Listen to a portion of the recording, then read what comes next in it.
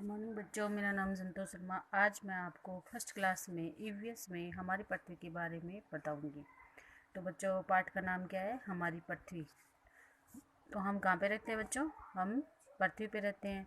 हम जिस पर रहते हैं उसे पृथ्वी कहते हैं। इसका आकार बहुत बड़ा है और पृथ्वी का आकार नारंगी की तरह गोल है।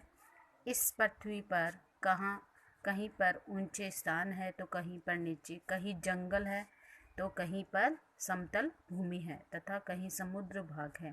पृथ्वी पर अनेक स्थानों पर जंगल पाए जाते हैं, उन्हें वन भी कहते हैं। वन हमारे बड़े काम के होते हैं।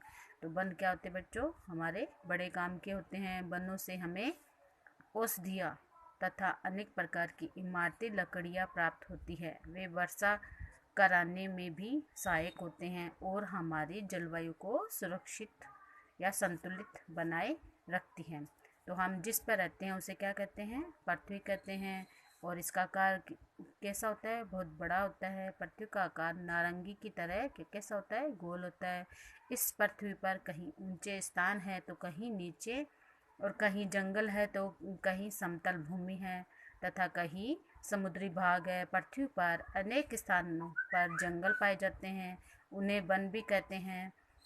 वन हमारे बड़े काम के होते हैं। वनों से हमें औषधियाँ तथा अनेक प्रकार की इमारती लकड़ियाँ प्राप्त होती है। वे वर्षा कराने में भी सहायक होते हैं और हमारी जलवायु को संतुलित बनाए रखती है। पृथ्वी पर ऊंचे भाग को, जो पृथ्वी पर सबसे ऊंचे भाग को क्या कहते हैं बच्चों? पर्वत कहते हैं। पृथ्वी के ऊंचे भाग को पर्वत कहते हैं। पर्वतों पर बर्फ जमी रहती है। तो पर्वतों पर क्या पाई जाती है? बर्फ जमी रहती है। बर्फ के पिघलने से बर्फ के पिघलने से नदियों में पानी आता है। बर्फ के पिघलने से नदियों में पानी आता है। इस पानी से हमारे खेतों की सिंचाई होती है और बिजली बनाई जाती है।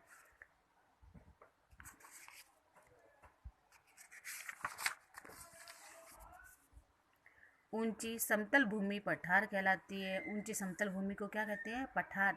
दो पहाड़ों के बीच की भूमि को घाटी कहते हैं। जो दो पहाड़ों के बीच की जो भूमि होती है उसको क्या कहते हैं? घाटी कहते हैं।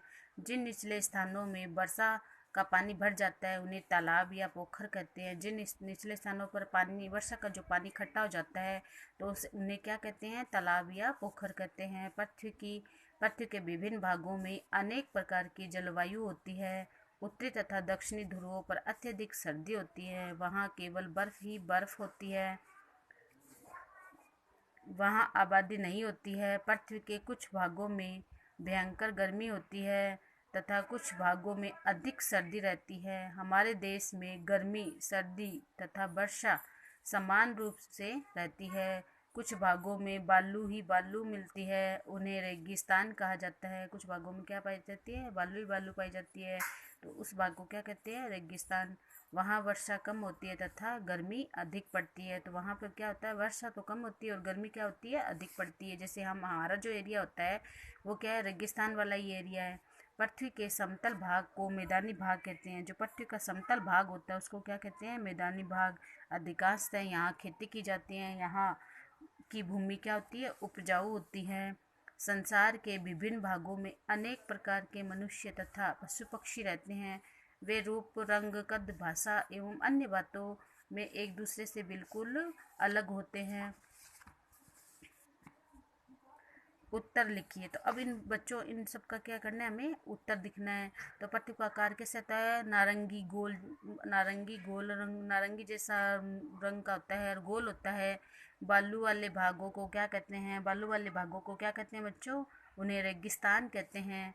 उत्तरी तथा दक्षिणी ध्रुवों पर क्या पाया जाता है? उत्तरी और दक्षिणी ध्रुवों पर बर्फ ही बर्फ पाई जाती है।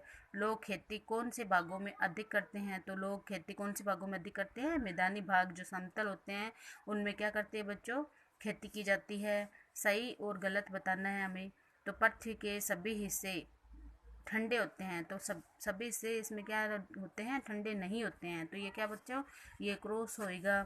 ध्रुवों पर अधिक ठंड पड़ती है, ये बात सही है, तो यहाँ सही हो जाएगा। हमें भेड़ों से ऊन तथा मांस मिलता है, तो ये बात भी सही है कि भेड़ों से हमें क्या मिलती है? ऊन और मांस मिलती है।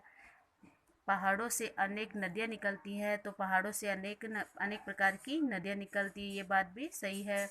नदियों का पानी हमारे किसी काम का नहीं होता है, तो ये रॉन्ग है, क्योंकि नदियों का पानी हमारे लिए बहुत ज़्यादा आवश्यक होता है।